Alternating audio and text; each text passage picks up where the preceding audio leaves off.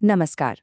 आज हम एक ऐसी कविता की परतों को खोलेंगे जो बात करती है एक तरफा प्यार की, उस सफर की जहां आखिर में सिर्फ समर्पण बचता है। ये कहानी है उन कोशिशों की जो की तो बहुत गईं पर बेकार चली गईं।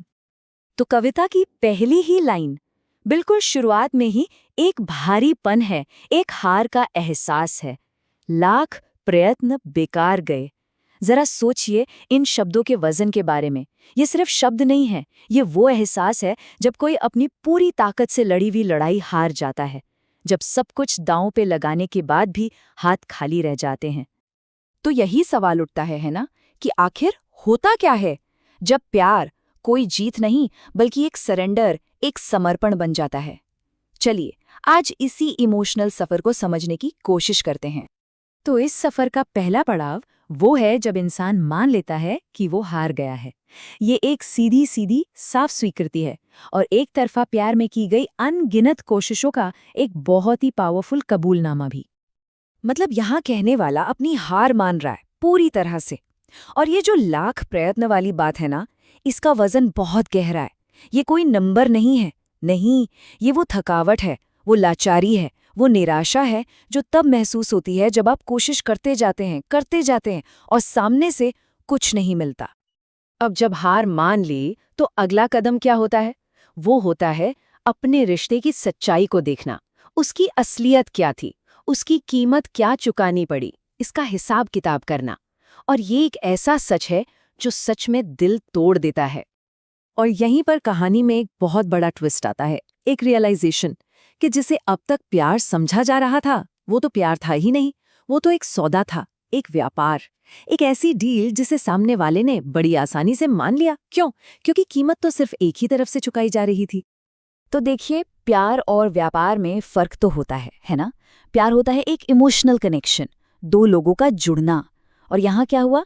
ये रिश्ता बस एक लेन देन बन के रह गया, जिसमें एक इंसान ने तो अपना सब कुछ ही लुटा दिया। और यही एहसास, यही दर्द इस पूरी कविता का दिल है, कह सकते हैं। अब आता है तीसरा पड़ाव। यहाँ पर एक बहुत मुश्किल और दर्दनाक फैसला लिया जाता है। फैसला ये कि अपने प्रिय को हर तरह के बोझ से, हर तरह की गिल्ट से आज़ाद कर दिया जाए। ये एक सैक्रिफाइस का मोमेंट है।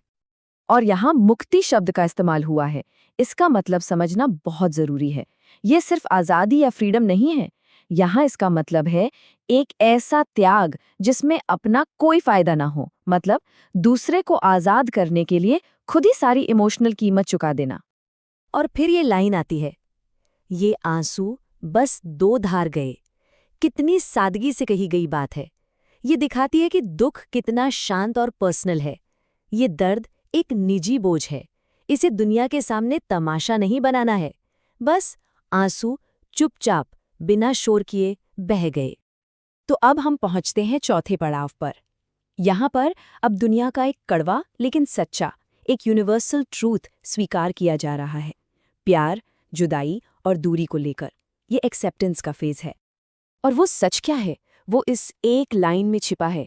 इस जग का यही दस्तूर रहा, जो दूर रहा सो नूर रहा। मतलब दुनिया का तरीका ही यही है। जो चीज़ आपसे दूर है वही खूबसूरत लगती है, वही चमकती है।